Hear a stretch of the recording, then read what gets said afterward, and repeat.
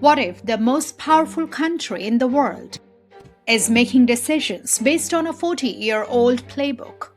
Because right now, global politics from Russia to Iran to trade wars seems to be running on ideas formed in the 1980s inside the mind of Donald Trump.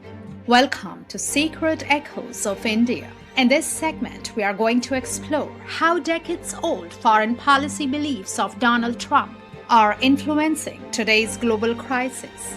From tensions with Iran and relations with Russia to America's partnerships with countries like India, Trump's geopolitical instincts were largely shaped in the 1980s, and they still guide his thinking today. Back then, he argued that American allies, especially members of the North Atlantic Treaty Organization, were taking advantage of U.S. protection. He also believed the United States was losing unfairly in global trade and needed tougher tariffs.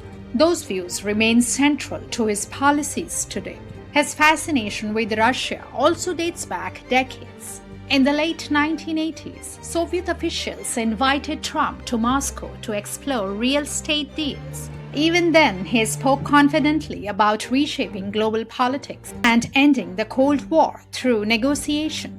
4 decades later, the Soviet Union is gone and Russia has invaded Ukraine. Yet, Trump's instincts remain remarkably similar.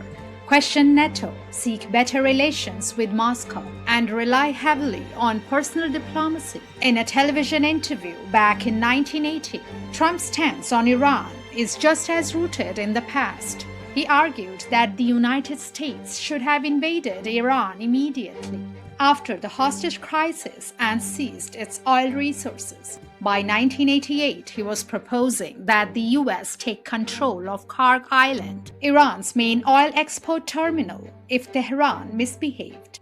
Decades later, similar ideas still echo in discussions inside the White House. For Trump, Iran isn't simply another geopolitical problem.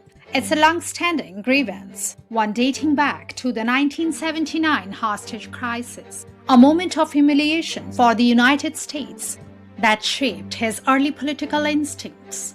That history helps explain why conflict with Iran has often appeared less like a reluctant policy choice and more like a long-delayed settling of accounts. Consistency can be admirable in politics, but consistency without adaptation can become a liability. The world of 2026 is not the world of 1986. Warfare has changed. Alliances have shifted. Technology has transformed conflict. Yet, Trump's approach often treats modern crises as if they are chapters in an older story. The counter-drone example illustrates the cost of that mindset.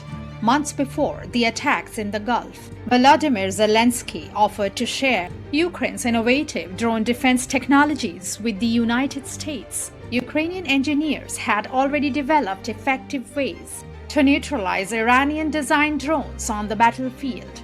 But the proposal was dismissed inside Washington as political theater. Only when the Shahid drones began falling on U.S. assets did the urgency become clear. By then, millions, possibly billions, had already been spent firing expensive interceptors at relatively cheap threats. It was a costly lesson in the dangers of ignoring evolving warfare. Now consider how India fits into Trump's strategic thinking. Trump has long viewed India through a transactional lens. To him, India represents both opportunity and competition. On one hand, he has praised Prime Minister Modi and celebrated the strategic partnership between Washington and New Delhi as a counterweight to China. In Trump's worldview, India is a useful pillar in the effort to contain Chinese economic and military influence across Asia. But there is another side to the relationship. Trump has repeatedly criticized India's trade policies, calling the country a tariff king.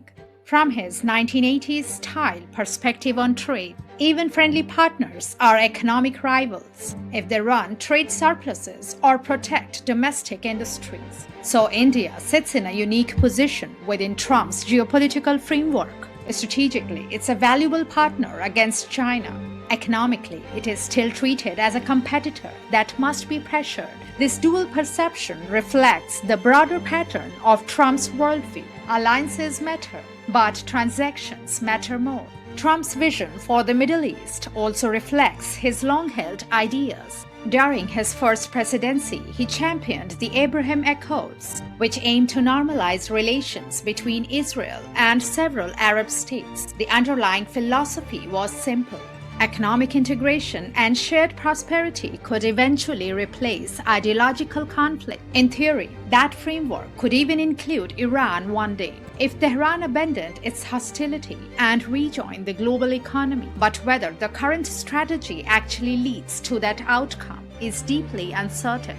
History shows that 7 previous U.S. presidents examined the possibility of war with Iran and ultimately decided the costs outweigh the benefits. Trump has chosen to test a different conclusion, and now the world is watching the results unfold in real time. Perhaps the most fascinating and unsettling aspect of this moment is how much global policy appears shaped by ideas formed 40 years ago. A businessman who believed in the 1980s that he could end the Cold War in an hour is now directing the world's most powerful nation through some of the most volatile conflicts of the 21st century. His instincts have not changed much. The question is whether the world around him has changed too much for those instincts to work.